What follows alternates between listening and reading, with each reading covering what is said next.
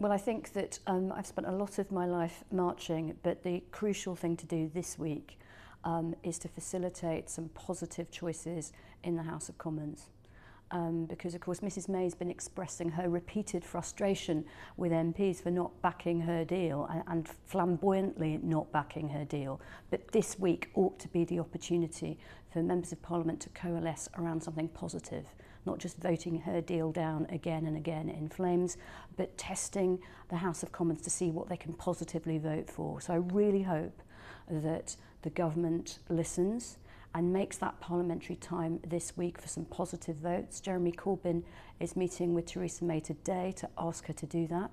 And then if a consensus is reached through this series of indicative votes, a menu of options, if you like, and something comes through, I really, really hope that the government, whether it's Theresa May or one of the pretenders to her crown, I hope they'll finally start listening to the House of Commons.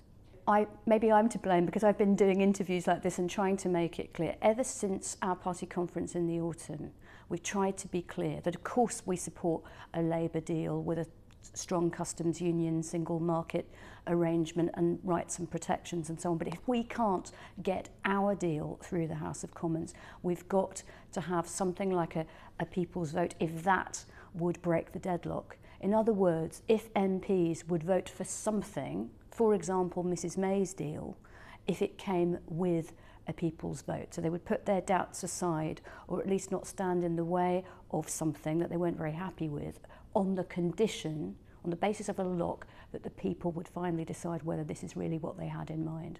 And so I think a people's vote is now on the cards. It has to be amongst the options put before MPs this week.